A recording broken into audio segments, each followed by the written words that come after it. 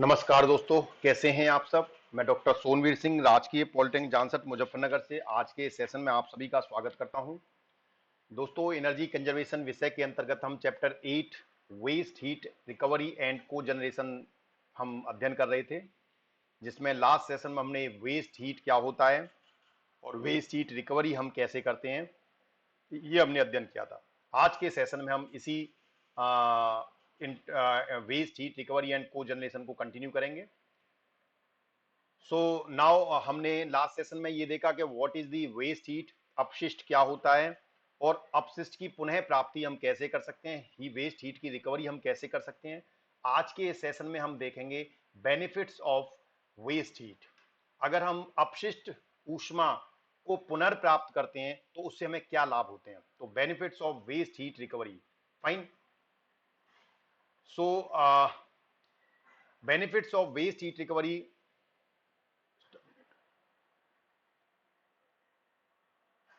Fine. So benefits of waste heat recovery can be broadly classified in two category। तो generally हम अगर हम waste heat recovery की बात करें तो हम वेस्ट हीट रिकवरी को दो तरीके से कर सकते हैं। कौन कौन सा? पहला है डायरेक्ट बेनिफिट्स। ठीक है, अगर हम बेनिफिट्स की बात कर रहे हैं कि वेस्ट हीट रिकवरी से हमें क्या लाभ होते हैं, तो इससे हमें दो तरह के लाभ होते हैं, दो प्रकार से लाभ होता है। एक डायरेक्ट बेनिफिट जो हमें सीधा सीधा लाभ देता है, जैसे recovery of waste heat has a direct effect on the efficiency of the process. यानी अगर आप किसी भी प्रोसेस के दौरान अगर आपका कोई ईंधन दहन हो रहा है या कोई केमिकल रिएक्शन हो रही है, तो उसके दौरान उससे निकलने वाली गैस, सॉरी, उससे निकलने वाली हीट, जो वेस्ट हीट है, उसको अगर आप रिकवर कर लेते हैं, ठीक है, तो वो सीधा सीधा आपकी प्रोसेस की इफिशियंसी पे इफेक्ट डालता है, प्रभाव डालता है। This is reflected by reduction in the utility consumption and cost and process cost. यानी डायरेक्ट बेनिफिट में क्या, एक तो आपकी प्रोसेस की इफिशियंसी बढ़ी और उसके साथ साथ ये यूटिलिटी कंजप्शन, जो आप कंज्यूम कर रहे हैं फ्यूल, उसमें भी कमी करेगा। इसके साथ साथ आपको कॉस्ट में भी फायदा देगा, यानी कॉस्ट कट करेगा।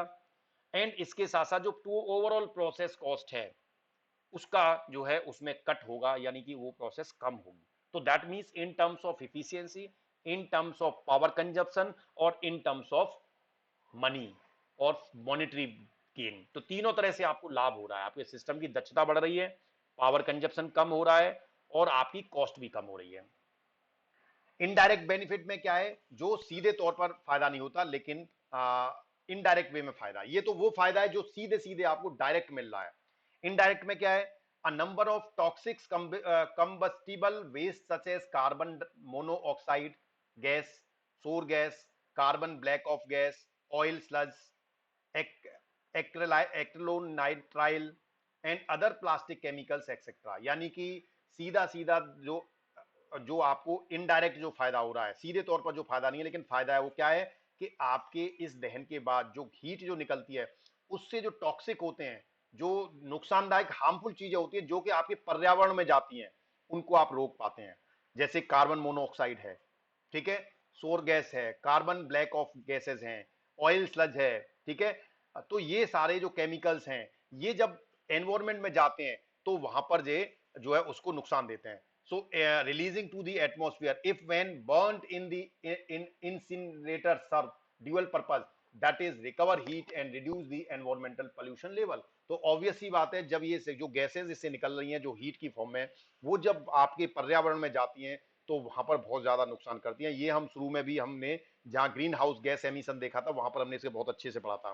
तो जो भी स्टूडेंट आज चैनल से पहली बार जुड़े हैं, वो पीछे चैप्टर 1 में और 2 में हमने इस चीज को कवर किया है, उनको जरूर देखें वो। तो वहां से आपको ये कॉन्सेप्ट और ग्रीन हाउस गैसेस का एमिशन का क्लियर हो जाएगा।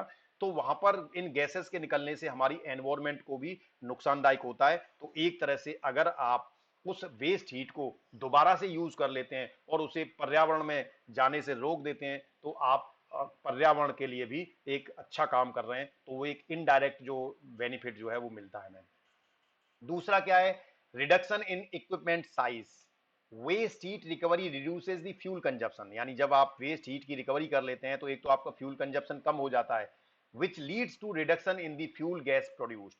ठीक है, तो उसकी वजह से क्या होगा, जो फ्यूल गैस जो प्रोड्यूस हो रही है उसमें भी कमी आएगी। यानी कि अगर सपोज मैं कार चला रहा हूं और कार चलाने में मैं अगर महीने में अगर 100 लीटर पेट्रोल खर्च करता हूं, ठीक है, और फिर मैंने किसी तरह से अपनी एनर्जी को बचाया और मैं अब अपनी कार में 100 की बजाय मैं 50 लीटर पेट्रोल मंथ में खर्च करता हूं, तो 50 लीटर जो पेट्रोल मैंने बचाया है वो सीधे तौर पर तो फायदा नहीं हो रहा मुझे, लेकिन इनडायरेक्ट वे में वो फायदा हो रहा है कि इतना फ्यूल कम बनाना पड़ेगा, और इतना फ्यूल कम बनाना पड़ेगा तो उतना ही ज्यादा जो उस इंडस्ट्रीज में इस फ्यूल को प्रोसेस करने के लिए, रिफाइन करने के लिए जो एनर्जी यूज हो रही है उतनी कम एनर्जी यूज होगी, तो उतनी कम एनर्जी जनरेट करने की आवश्यकता होगी। तो यानी पूरा एक चेन है, एक श्रृंखला बनी हुई है, हर चीज एक दूसरे पर डिपेंड है। तो सीधे तौर पे नहीं, लेकिन हमें इनडायरेक्ट वे में इसका भी लाभ मिलता है। This result in reduction equipment size, जिसकी वजह से साइज, इक्विपमेंट का साइज है वो कम होगा, of all fuel gases handling equipment, जो भी फ्यूल गैस के हैंडलिंग इक्विपमेंट हैंडल कर रहे हैं उस प्रोसेस में, उन सबके साइज छोटे होंगे, फैंस है, स्टैक्स है, डक्ट्स है, बर्नर्स है, इन सबके साइज क्या है, कम हो जाएंगे। देन थर्ड क्या है, रिडक्शन इन ऑक्सिलरी एनर्जी कंजप्शन, ठीक है, यानी कि जो आपकी ऑक्सिलरी एनर्जी है उसमें कमी आएगी। कैसे? Reduction in equipment size gives additional benefit in the form of reduction in auxiliary energy consumption like electricity for fans, pumps etcetera. यानी कि जब आपके साइज कम हो गया, मतलब इक्विपमेंट का साइज अगर आपके कम हो गया, तो जब इक्विपमेंट का साइज बड़ा होता है तो हमें उस इक्विपमेंट के लिए कुछ एडिशनल इक्विपमेंट्स यूज करने पड़ते हैं, जैसे इलेक्ट्रिसिटी के फैन, पंप्स, ये आपको अलग से यूज करने पड़ते हैं। तो जब उसका साइज छोटा हो जाएगा तो आपका एनर्जी का कंजप्शन ऑटोमेटिकली कम हो जाएगा, तो ऑक्सिलरी एनर्जी में आपका कमी आएगी। Now we comes on the need of cogeneration, यानी को जनरेशन क्या है और इसकी हमें आवश्यकता क्या है। Thermal power plant are a major source of electricity supply in India. अगर जैसे हमने डिफरेंट फ्यूल रिजर्व्स की बात करी थी इन इंडिया और वर्ल्ड में, तो हमने देखा था कि इंडिया के अंदर जो एनर्जी सबसे ज्यादा जनरेट होती है उससे सबसे बड़ा पार्ट हमारा वो फोसिल फ्यूल से होता है, ठीक है। सबसे बड़ा जो हमारा एनर्जी का सोर्स है वो थर्मल पावर है, थर्मल पावर प्लांट है। पूरे ऑल ओवर इंडिया के अंदर देखोगे तो सबसे ज्यादा बिजली आपकी थर्मल पावर प्लांट से मिलती है। Fine. So the conventional method of power generation and supply to the customer is wasteful in the sense the only about 1/3 of the primary energy feed into the power plant is actually made available to the user in the form of electricity। यानी अगर जो conventional method, जो thermal power plant हम use कर रहे हैं बिजली बनाने के लिए, उसमें जितनी एनर्जी हम one form of energy input में देते हैं उसका मात्र 1/3 पार्ट, यानी लगभग 33% एनर्जी आपको कन्वर्ट होके इलेक्ट्रिकल में मिलती है। उसके अलावा 67% हमारी एनर्जी वेस्ट हो जाती है इन दी फॉर्म ऑफ हीट, ठीक है ना।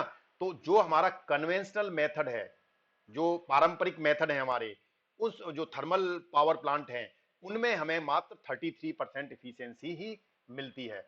इन conventional power plant efficiency is only 35%, मैंने कहा ना 30 to 35%, and remaining 65% of energy is lost, यानी आपकी 65% ऊर्जा वेस्ट हो जाती है, मात्र 35% एनर्जी ही you are able to convert it into the electricity. यानी एक तरह से आपने कोयला दिया, इधर इलेक्ट्रिसिटी निकली, तो जितना कोयला आप दे रहे हैं, मैं मतलब लेमैन भाषा में बात कर रहा हूं, वो रफ लैंग्वेज में, कि अगर आप जितना कोयला देख रहे हैं, अगर आपने जितना कोयला दिया उसका मात्र 35% ही इलेक्ट्रिसिटी निकली, बाकी 65% कोयला आपका वेस्ट हो गया।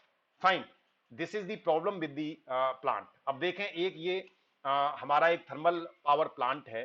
थर्मल पावर प्लांट में देखें तो कैसे एनर्जी इलेक्ट्रिसिटी बनती है उसको अगर देखें तो this is the simple layout diagram और ब्लॉक डायग्राम और the working diagram of the thermal power plant. Thermal power plant में क्या है, सबसे पहले आप क्या करते हैं, जो रॉ है, रॉ मटेरियल जो कोयला है, कोयले को आप बॉयलर के अंदर लेके जाते हैं, ठीक है। कोयला कहां जाते हैं आप, बॉयलर में। सबसे पहले आपके पास एक फर्नेस होती है, भट्टी होती है, जिसे बॉयलर बोलते हैं, बॉयलर या फर्नेस ही की बात है, भट्टी, जिसमें आप कोयला जलाते हैं, कोयला जलता है, और कोयला जलने की वजह से इस बॉयलर में काफी सारा टेम्परेचर होता है, ठीक है, टेम्परेचर होता है। आप क्या करते हैं, जब इस बॉयलर से एक ट्यूब पास होती है और इस ट्यूब में आप एक वाटर इसमें इनलेट देते हैं, पानी इसके अंदर क्या होता है, जाता है, इसके अंदर पानी, ये आपका कंडेंसर है, यहां से पानी आपने लिया, पानी लेके आपने, ये पानी यहां से गया, जब ये बॉयलर से पास होता है, बॉयलर में जो ट्यूब है इस ट्यूब से जब पास होता है तो ये आपका वाटर इसके हाई टेम्परेचर की वजह से it will convert into the steam, ये स्टीम में कन्वर्ट हो जाता है। ठीक है, जब ये स्टीम में कन्वर्ट हो जाता है तो ये स्टीम यहां से होती हुई फिर ये आपके स्टीम टरबाइन में जाती है। स्टीम टरबाइन का काम क्या होता है कि स्टीम टरबाइन में जैसे ही स्टीम इनपुट में जाती है, उससे एक तरह से आप कह सकते हैं steam turbine as a device which will convert your steam energy into the mechanical rotation. ठीक है, तो जब इसमें स्टीम जाती है तो इसमें जो ब्लेड्स होते हैं वो स्टीम के प्रेशर की वजह से वो ब्लेड्स मूव करना स्टार्ट करते हैं और इसमें लगी शाफ्ट जो है वो रोटेट करना स्टार्ट करती है। ठीक है, उसके बाद क्या होता है, ये स्टीम टरबाइन की जो शाफ्ट है this will connect with the alternator, ये जनरेटर जिसे कहते हैं या ऑल्टरनेटर कहें उससे कनेक्ट होती है। डीजल इंजन सेट हमने आपको लास्ट सेशन में पढ़ाया था, पिछले सेशन में, उसमें देखा होगा आपने डीजल इंजन सेट में हम क्या करते थे, इस ऑल्टरनेटर से या जनरेटर से यहां डीजल इंजन कनेक्ट कर देते थे। अब हमने डीजल इंजन की बजाय यहां पर हमने स्टीम टरबाइन कनेक्ट किया है और स्टीम टरबाइन इसके शाफ्ट को रोटेट करता है। जब इसकी शाफ्ट रोटेट होती है तो इसमें मैग्नेटिक फील्ड की वजह से, Faraday's law of electromagnetic induction की वजह से, और इसमें जो है वो आपका एक इलेक्ट्रिसिटी जनरेट होती है। ठीक है, इसमें क्या होगा, इलेक्ट्रिसिटी, थ्री फेज यहां से आपको इलेक्ट्रिसिटी मिले जिसे आप स्टेप अप ट्रांसफार्मर के माध्यम से, ट्रांसमिशन लाइन के माध्यम से सब जो है सप्लाई कर देते हैं। तो this is the simple your power plant, ये एक थर्मल पावर प्लांट का डायग्राम है जिसमें बिजली, कोयले से बिजली कैसे बनती है। इसमें आप देखें तो इसमें ये हमारे हमने यहाँ कंडेंसर लगा रखा है, यानी जो हीट यहां पर स्टीम आई उस स्टीम में से कितनी स्टीम यहां पर यूज हुई, उसके अलावा जो स्टीम बची वो यहां पर इस कंडेंसर के माध्यम से दोबारा से कंडेंस होकर वाटर में बदल गई और ये वाटर हमने यहां से रिसाइकल करके इस टैंक में ले आए और यहां से दोबारा इसमें पास कर दिया। तो एक तरह से आपने उस पानी को रिप्रोसेस कर लिया। ठीक है, प्रोसेस कर लिया, रिकवर कर लिया, प्रोसेस कर लिया आपने उसकी और दोबारा से उसको यहां पर यूज कर लिया। तो इसमें आप देखेंगे तो जो बॉयलर है, इस बॉयलर में आपने मान लीजिए 100 जूल आपने इनपुट जो बॉयलर में दिया है वो हमने दिया है 100 जूल, गीगा जूल सॉरी, आपने इसमें जो इनपुट एनर्जी दी वो 100 गीगा जूल दी। ठीक है, इसमें से 10.2 giga joule energy loss from stack, यानी 10.2 गीगा जूल तो आपकी इस टावर में वेस्ट हो जाती है। ठीक है, इसके अलावा बॉयलर में कौन कौन से लॉस होते हैं, अनबर्न कार्बन, यानी जो कोयला आप इसमें जला रहे हैं उसमें से काफी सारा कोयला ऐसा भी हो सकता है तो जो जलता नहीं है, तो वो एश और डस्ट के रूप में, राख और धूल के रूप में 0.7 गीगा जूल की एनर्जी को वो वेस्ट करता है। यानी बॉयलर के अंदर जो आपने कोयला डाला है वो सारा 100% बर्न नहीं होता, उसमें से काफी सारा बिना जला हुआ, अर्ध जला हुआ रह जाता है, जिसे एश और डस्ट के रूप में रह जाता है वो, तो इसमें लगभग 0.7 गीगा जूल की एनर्जी वेस्ट होती है। इसके अलावा energy loss from blow down and leaks 0.8 giga joule, यानी बॉयलर के अंदर ही एक लॉस और होता है जो लीक्स के कारण होता है, ब्लो डाउन लीक्स के कारण, जो लगभग 0.8 गीगा जूल का लॉस करता है। और एक लॉस इसमें होता है energy loss from hot surface, जो इसका हॉट सरफेस है उसके कारण जो है उससे जो एनर्जी लॉस हो जा रही है, हॉट सरफेस से रिलीज हो रही है, वो 1 गीगा जूल है। तो बॉयलर के अंदर टोटल जो लॉस हुआ 10.2, 0.7, 0.8 और 0.1, इस सबको जोड़ लीजिए और इसे 100 गीगा जूल से माइनस कर दीजिए, तो आपके बॉयलर में से 100 माइनस ये वाली एनर्जी करके लगभग बॉयलर के अंदर 87.3 गीगा जूल एनर्जी इनपुट में जा रही है। यानी बॉयलर से में आपने इनपुट में 100 गीगा जूल दी, लेकिन टरबाइन तक पहुंचते पहुंचते 87.3 गीगा जूल रह गई।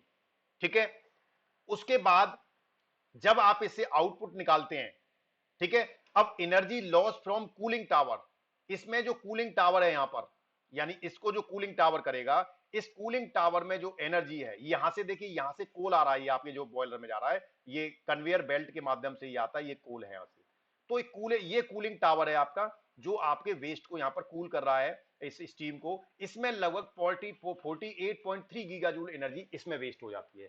तो अब आप 87.3 में से 48.3 गीगा जूल आप यहां माइनस कर दीजिए जो आपने बॉयलर के कंडेंसर और कूलिंग टावर में हुई, कंडेंसर कूलिंग टावर में, तो आपके पास जो एनर्जी मिली वो लगभग 39 गीगा जूल मिल रही है, किसमें, जनरेटर में। तो देखिए हमने 100 गीगा जूल एनर्जी दी और मुझे जनरेटर से आउटपुट जो इलेक्ट्रिसिटी मिली वो मात्र 39 गीगा जूल मिली, यानी कि मेरी जो एफिशिएंसी है, जैसे मैंने बताया लगभग 35%, वो यहां पर 39% दिख रही है।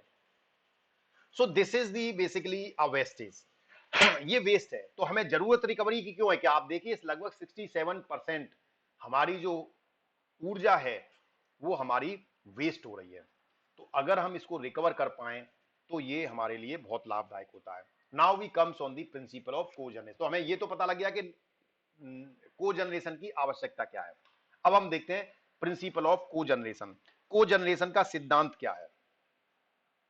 Cogeneration or combined heat and power is defined as the sequential generation of two different form of useful energy from a single primary energy source, typically mechanical energy and thermal energy. यानी को generation का simple सा मतलब है combined heat and power, यानी दोनों चीज साथ साथ आप ले रहे हैं। ठीक है, पावर का मतलब इलेक्ट्रिसिटी और हीट का मतलब हीट एनर्जी, थर्मल एनर्जी। ठीक है, और जो पावर है वो मैकेनिकल, क्योंकि आपका बॉयलर से जो स्टीम टरबाइन है वो आपको मैकेनिकल एनर्जी दे रहा है। तो मैं मैकेनिकल एनर्जी के साथ साथ हीट एनर्जी को भी अगर यूज कर लूं तो दैट इज कॉल्ड को जनरेशन। तो combined heat and power that is called CHP. इसको बोलते हैं कि एक ही प्रोसेस में हम दो तरह की एनर्जी प्राप्त करें। एक प्राइमरी एनर्जी सोर्स जो कि मैकेनिकल एनर्जी है, typically mechanical energy, and thermal energy, दोनों आप प्राप्त करें। मैकेनिकल एनर्जी में be use either to drive an alternator for producing electricity. जो मैकेनिकल एनर्जी आपको मिल रही है in terms of steam turbine rotation, steam turbine की शाफ्ट रोटेट हो रही है, उसके माध्यम से आप ऑल्टरनेटर के माध्यम से इलेक्ट्रिसिटी जनरेट कर पा रहे हैं। तो एक तरह से जो मैकेनिकल एनर्जी है उससे तो आपकी इलेक्ट्रिसिटी जनरेट हो रही है। और rotating equipment such as motor, compressor, pump और fan for delivering various services. तो जो मैकेनिकल एनर्जी है उससे आप इलेक्ट्रिसिटी ले सकते हैं, कोई मोटर रन करा सकते हैं, कोई कंप्रेसर रन करा सकते हैं, कोई पंप रन करा सकते हैं, कोई फैन चला सकते हैं। Different there are various type of services you can take with the mechanical energy जो रोटेशन मिल रहा है। दूसरी जो एनर्जी मिल रही है that is thermal energy. Thermal energy can be used either for direct process applications or for indirect producing steam. अब जो थर्मल एनर्जी है इसका भी हम डायरेक्ट, या तो आप सीधे सीधे तौर पर किसी प्रोसेस में यूज कर सकते हैं इसे, या हम इस थर्मल एनर्जी को सीधे सीधे स्टीम बनाने के लिए यूज कर सकते हैं। ठीक है, या हॉट वाटर, पानी गर्म करने के लिए, हॉट एयर, एयर को गर्म करने के लिए, फॉर ड्रायर, एयर को सुखाने के लिए, और chilled water for processing cooling. ठीक है, तो इन चीजों में आप इस थर्मल एनर्जी को यूज कर सकते हैं। इसका मतलब कि मुझे जो पावर प्लांट था, मेरा थर्मल पावर प्लांट, जिसमें से 35% तो मुझे इलेक्ट्रिसिटी मिल रही थी, 65% मेरी एनर्जी हीट में वेस्ट हो जा रही थी, अब मैं उस हीट को भी साथ साथ यूज कर रहा हूं। तो एक तरह से आपने 100% एनर्जी का यूज कर लिया। तो ये सीएचपी जो आपका है दैट इज कॉल्ड को जनरेशन, यानी जनरेशन आपने एक साथ दो करी है, mechanical energy and thermal energy. Component of को जनरेशन क्या होगा? कंपोनेंट ऑफ को जनरेशन में देखें, पहले प्राइम मूवर्स। प्राइम मूवर क्या होता है? This is a simple a shaft. ठीक है, एक शाफ्ट होती है जो रोटेट होती है, उसे हम प्राइम मूवर्स बोलते हैं। फ्यूल सिस्टम होगा, यानी को जनरेशन आपको जो जो को जनरेशन करना है तो उसके कंपोनेंट क्या क्या होंगे? तो उसमें एक प्राइम मूवर होना चाहिए, एक फ्यूल सिस्टम होना चाहिए, एक जनरेटर होना चाहिए, एक हीट रिकवरी सिस्टम होना चाहिए। ठीक है, एक कूलिंग सिस्टम होना चाहिए। ये सारी चीजें आप पीछे हमने जो डायग्राम देखा सब चीजें थी उसमें। Combustion and ventilation air system होना चाहिए, देन कंट्रोल सिस्टम होना चाहिए, और एंक्लोजर। इतने सारी चीजें आपके किसी भी को जनरेशन सिस्टम के अंदर, ये सारे एलिमेंट्स, ये सारे कंपोनेंट्स होना जरूरी है, तभी हम को जनरेशन कर पाएंगे। तो the component in generation of electricity from combined heat and power plant are as follows. अब देखें कंपोनेंट का काम क्या होता है। जैसे प्राइम मूवर है, तो प्राइम मूवर क्या करता है? It is an engine use to make the generator run. यानी प्राइम मूवर का काम क्या होता है? ये एक तरह से एक इंजन होता है जो आपके जनरेटर को चलाने का काम आता है। एक तरह से स्टीम टरबाइन में जो शाफ्ट होती है वो हम उसे, स्टीम टरबाइन को हम क्या कहेंगे वहां पर? Prime mover. अभी हमने जो डायग्राम देखा था उसमें स्टीम टरबाइन से हम जनरेटर को रोटेट कर रहे थे, तो वहां पर जो स्टीम टरबाइन है वो प्राइम मूवर का काम करेगा। फाइन। फ्यूल सिस्टम सिंपल है कि जब जैसे हमारा बॉयलर था तो बॉयलर में हम कोयला डाल रहे थे। ठीक है, तो कोयला डालने के लिए हमारे पास एक सिस्टम था, एक कोयला के स्टोरेज के लिए एक टैंक था हमारे पास। उस वहां से एक बेल्ट, कन्वेयर बेल्ट आया था, उस बेल्ट के माध्यम से वो कोयला बॉयलर तक जा रहा था। तो this is the complete fuel system. इसी तरह से डीजल इंजन सेट देखा तो उसमें डीजल इंजन सेट में भी आपको उसमें डीजल के लिए एक आपके पास टैंक होता है, और टैंक से वहां तक जाने के लिए जहां पर उसका कंबसन होता है, ठीक है, इग्निशन होता है, वहां तक उस फ्यूल को जाने के लिए आपके पास पूरा एक सिस्टम होता है। तो दैट मींस उसके अंदर एक फ्यूल सिस्टम भी होना चाहिए। जनरेटर क्या है? It is use to generate electricity from the power distribution system into the buildings. यानी जनरेटर का काम क्या है? इलेक्ट्रिसिटी जनरेट करना। तो जब आप जनरेटर को प्राइम मूवर से कनेक्ट कर देते हैं तो ये इलेक्ट्रिसिटी बनाने लग जाता है, तो एक जनरेटर भी होना चाहिए उसमें। Heat recovery system, it is use to pick up utilize heat from the locomotive engine. जो इंजन से, यानी जो इंजन था आपका, या जो हमारा स्टीम टरबाइन था, या जो बॉयलर था, उससे जो हीट हमारी वेस्ट हो रही थी उसको हम पिकअप कर लें, उसको यूटिलाइज कर लें। ठीक है, तो एक सिस्टम ऐसा होना चाहिए हीट रिकवरी सिस्टम, जिससे हम इस एनर्जी को रीयूज कर पाए, पुनः प्राप्त कर पाए। Cooling tower, it is for dissipating heat which is rejected from the locomotive that cannot be improved। यानी कूलिंग टावर किस लिए होता है? जो हीट आपकी प्रोड्यूस हो रही है उसको रिलीज करने के लिए, ठीक है, उसको डिसिपेट करने के लिए कूलिंग टावर होता है। अक्सर आपने इंडस्ट्रियों में चिमनियां देखी हुई, लगी हुई, चिमनी बोलते हैं जिसे, वो कूलिंग टावर होता है, इसे चिमनी बोलते हैं। वो चिमनी के माध्यम से जो हीट और गर्म हीट और जो भी वेस्ट होता है वो आपका सारा चिमनी के माध्यम से ऊपर क्लाइमेट एनवायरमेंट में चला जाता है। ठीक है, तो कूलिंग टावर भी होना चाहिए। Then combustion and ventilation air system, it is used for supplying clean air and to carry waste gases left from the engine. Combustion and ventilation का काम क्या है? कि एक तो आपकी जो एयर है वो क्लीन सप्लाई हो, और उसके साथ साथ जो वेस्ट गैसेस हैं उन्हें कैरी करने का काम करता है। कंट्रोल सिस्टम क्या करेगा? It is used for maintaining secure and proficient operation. Control system obvious है पूरे ओवरऑल सिस्टम को कंट्रोल करने के लिए, कब आपका फ्यूल सिस्टम काम करेगा, कब आपका बॉयलर काम करेगा, कब आपका प्राइम मूवर काम करेगा, कब आपका हीट रिकवरी सिस्टम काम करेगा, उनकी कंट्रोलिंग कैसे होगी, वो सारा काम कंट्रोल सिस्टम करता है। एंक्लोजर्स का क्या काम है? It is used for achieving the protections for the engine as well as machine machinist and also for reducing noise. Enclosure का काम होता है कि जो आप उसमें जैसे आपने देखा आपके पास जो बड़े जेन सेट लगे होंगे, आपने कहीं देखे होंगे, तो उनमें आवाज नहीं आती है, वहां पर हम एक साइलेंसर लगा देते हैं उसकी आवाज को कम करने के लिए, इससे ज्यादा तेज आवाज ना करे। तो साइलेंसर एक तरह से आपका एंक्लोजर हो गया कि कम से कम नॉइस प्रोड्यूस हो, और आपके प्रोटेक्शन के लिए भी। ठीक है, मैकेनिस्ट की प्रोटेक्शन के लिए एंक्लोजर हम उसमें लगाते हैं। So this is the type of cogeneration. तो this is all about the component of cogeneration. Now will see the types of cogeneration system. Cogeneration system कितने प्रकार के होते हैं वो अगर हम देखें तो basically the types of cogeneration power plants are classified based on the operating process and energy utilization series. तो आपका जो कोजनरेशन सिस्टम है वो आपका type of cogeneration power plant किस तरह का, उसके आधार पर, और उसकी प्रोसेस किस तरह की है, प्रोसेस एंड एनर्जी यूटिलाइजेशन, इस पे निर्भर करता है। ठीक है, उसके आधार पे अगर हम इसे क्लासिफाई करें तो type of cogeneration power plant is divide into tapping sorry topping cycle power plant. दूसरा क्या होगा? Bottom cycle power plant. Then topping cycle power plant चार तरह का होगा: combined cycle cycle CHP plant, steam turbine CHP plant, internal combustion engine, और then के gas turbine. So this is the different types of cogeneration power plant. Fine. अब topping cycle क्या होता है? Therefore, the types of cogeneration system are a topping cycle and a bottoming cycle। जैसे हमने अभी देखा पीछे दो तरह का था, टॉपिंग साइकिल और बॉटमिंग साइकिल। देखो topping cycle and bottoming cycle. तो आपका कोजनरेशन जो प्लांट है वो दो टाइप का होगा, टॉपिंग साइकिल और बॉटमिंग साइकिल। तो टॉपिंग साइकिल क्या होगा? A topping cycle and a bottoming cycle, दो तरह की हो गई। In this type of power plant if the supplied fuel is used first for generating power, then afterward in the procedure it generates thermal energy. यानी आपका जो fuel है वो आप अगर टॉपिंग साइकिल कह रहे हैं तो वो फ्यूल आपका पावर प्लांट में सप्लाई हो रहा है for the generation of power, यानी इलेक्ट्रिसिटी जनरेट करने के लिए वो यूज हो रहा है। उसके बाद इन the procedure it generate thermal energy, उसके बाद वो थर्मल एनर्जी को जनरेट करता है। तो दिस इज कहलाता है, this is called topping cycle. This energy is mainly used for satisfying process heat otherwise other thermal supplies.